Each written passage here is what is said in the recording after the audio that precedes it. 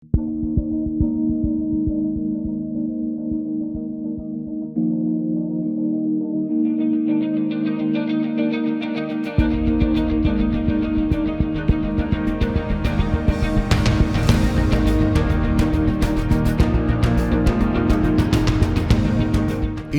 merupakan negara kepulauan terluas di dunia yang terdiri atas lebih dari 17.504 pulau dengan 13.466 pulau telah diberi nama.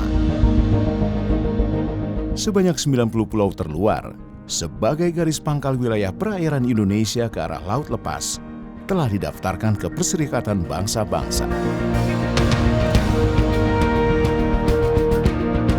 Sebagai negara kepulauan dengan luas laut dan garis pantai yang panjang, sektor maritim menjadi sangat strategis bagi Indonesia. Sektor maritim yang potensial ini perlu terus dikembangkan. Sebagai negara kepulauan terbesar di dunia yang wilayahnya didominasi oleh perairan, infrastruktur transportasi laut akan sangat menentukan keberhasilan pembangunan ekonomi nasional. Pembangunan infrastruktur transportasi laut merupakan bagian integral dari pembangunan nasional dan roda penggerak pertumbuhan ekonomi. Infrastruktur transportasi laut juga merupakan salah satu perekat utama bagi terwujudnya negara kesatuan, serta menjadi tulang punggung bagi distribusi barang dan penumpang. Karena hampir 80% lebih proses perpindahan barang dan jasa antar pulau menggunakan jasa transportasi laut. Namun, mayoritas penanganan kegiatan logistik masih bersifat parsial atau belum integral, dan pembinaannya tersebar di berbagai kementerian. Pada proses mata rantai di pelabuhan, melibatkan unsur regulator, operator, dan port community, serta asosiasi. Diperlukan penguatan Port Authority sebagai leader di pelabuhan sehingga tercipta efisiensi dalam tata kelola logistik di pelabuhan.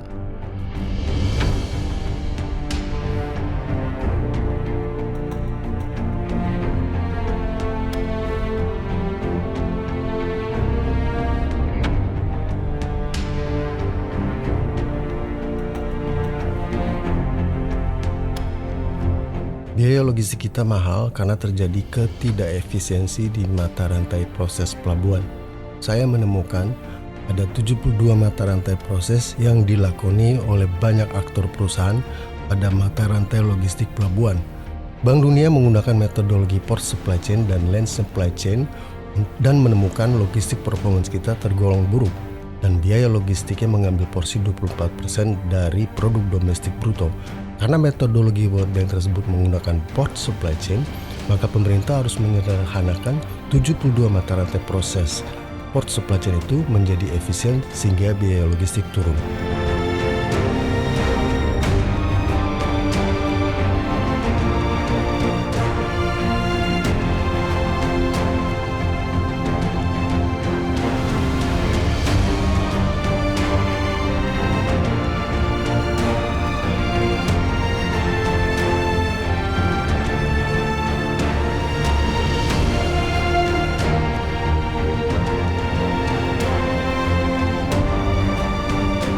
Tantangan logistik kita pada saat ini adalah bagaimana kinerja logistik nasional itu bersaing dan memberikan dampak yang lebih kuat untuk mendorong kegiatan perdagangan baik lewat laut ataupun lewat udara dan darat yang lebih memberikan nilai efisiensi bagi perdagangan dan juga bagi biaya komoditas nasional.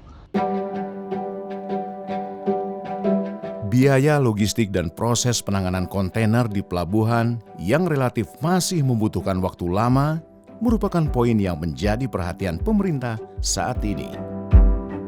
Di tengah proses pemulihan dari pandemi COVID-19, efisiensi logistik dinilai menjadi kunci penting untuk mempercepat pemulihan ekonomi nasional. Berbagai upaya terus dilakukan pemerintah, transformasi digital, pembenahan infrastruktur dan konektivitas didorong untuk mewujudkan ekosistem rantai pasok yang efektif dan sistem logistik yang efisien. Pusat Penelitian dan Pengembangan Transportasi Laut, Sungai, Danau, dan Penyeberangan Kementerian Perhubungan melalui penelitian dan kajian yang komprehensif memberikan sejumlah rekomendasi untuk meningkatkan daya saing logistik nasional.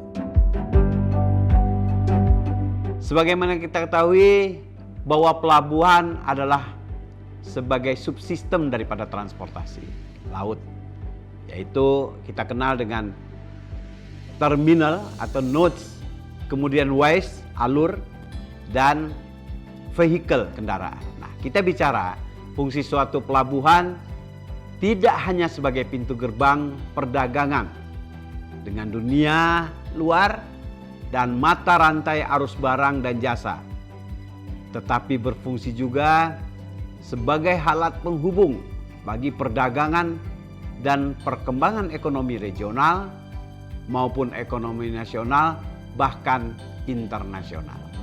Kebijakan dan arahan Bapak Presiden untuk memangkas waktu tunggu barang di pelabuhan harus kita respon dan ditanggapi secara serius tentunya oleh stakeholders di pelabuhan. Karena sebagaimana kita ketahui, di pelabuhan itu ada unsur regulator dan ada unsur operator. Unsur regulator setidak-tidaknya ada unsur Kementerian Perhubungan, Bea Cukai Kementerian Keuangan, Imigrasi Kementerian Kumham, dan karantina antara lain Kementerian Pertanian. Karena arus perdagangan sebagian besar melalui transportasi laut dan pasti lewat pelabuhan. Untuk itu dibutuhkan tata kelola yang kuat untuk mendukung efektivitas pelaksanaan koordinasi dalam rangka menyelaraskan dan mengintegrasikan seluruh kebijakan pengembangan sistem logistik nasional yang akhirnya kalau sudah terkelola dengan baik, tata kelola yang baik dalam sistem logistik nasional, yang muara akhirnya akan menimbulkan yaitu ada suatu efisiensi di pelabuhan yang menimbulkan juga tidak adanya high cost ekonomi di pelabuhan. Dalam menekan biaya logistik di Indonesia, diperlukan terobosan-terobosan baru seperti sistem logistik terpadu, penguatan kedudukan Port Authority sebagai leader di pelabuhan sehingga dapat menekan biaya, menjamin ketepatan waktu, meningkatkan kecepatan transaksi, serta menjaga kualitas barang dan jasa.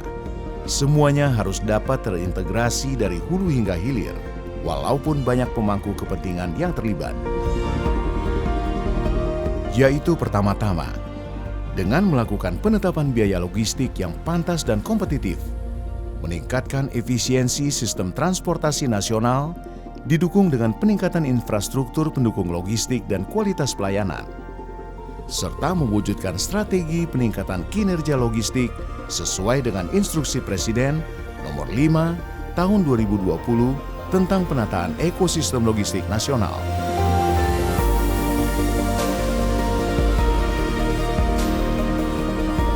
Indonesia berada tepat di tengah proses perubahan strategis secara ekonomi, geografis, geopolitik, dan geoekonomi. Sekitar 89% perdagangan peti kemas global pada 2019 ada di intra-Asia, sehingga Indonesia dinilai memiliki posisi yang sangat strategis.